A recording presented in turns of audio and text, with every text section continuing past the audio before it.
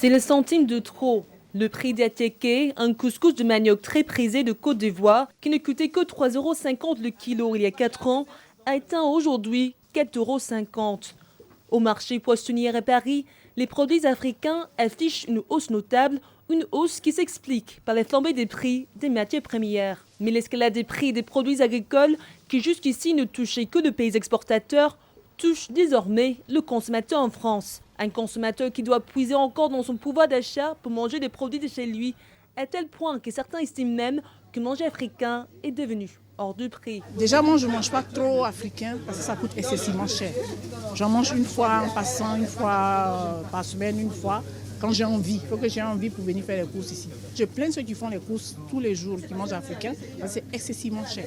Voilà. Franchement, je trouve que les gens abusent. Ils exagèrent, vraiment. Ouais.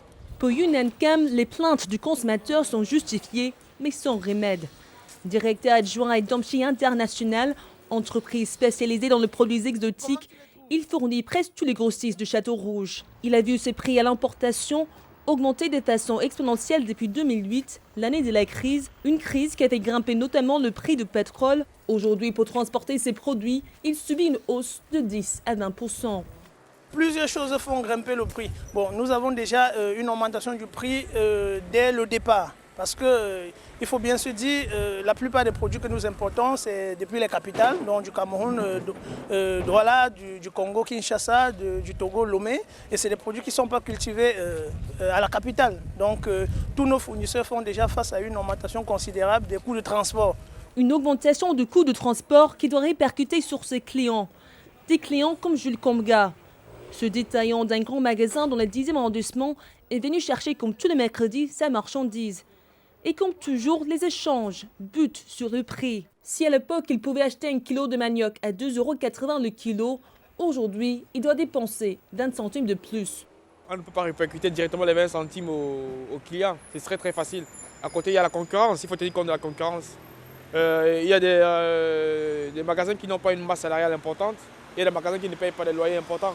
Du coup, eux, ils peuvent s'en passer des 20 centimes. Nous, on est sur Paris 10e, sur un boulevard de Strasbourg. Les loyers sont chers et j'ai pas mal de salariés. Du coup, à côté, je fais répercuter les prix plus ou moins en tenant quand même compte de la concurrence. Faut-il subir l'inflation pour garder ses clients ou au contraire répercuter le prix sur eux pour rester rentable?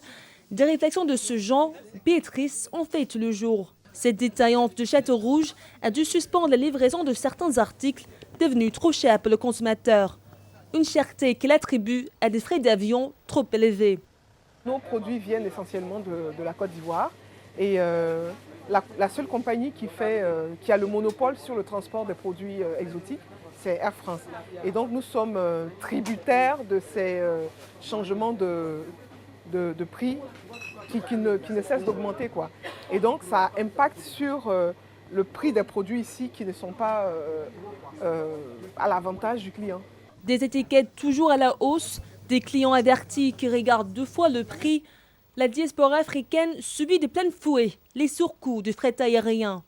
Certains comme Nadine tentent toutefois de trouver des astuces pour faire face à la crise. J'essaye d'équilibrer, de jongler un peu, ou soit s'il y a de la famille qui viennent, qui voyagent, je demande s'ils peuvent m'envoyer de quoi, ce que je souhaite manger, des produits africains.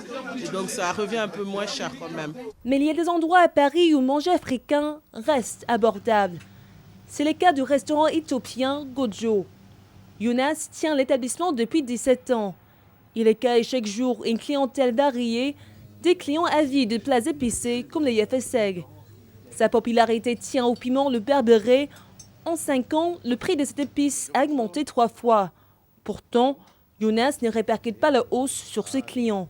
Le 5,5 qu'on a eu donc au niveau de taxe de TVA, ça m'a beaucoup aidé à ne pas faire ce genre d'augmentation. Je suis vraiment épargné dans ce sens-là parce que le resto il marche très bien. Il est bien placé le Gojo, donc ça permet un petit peu de rôder sans problème.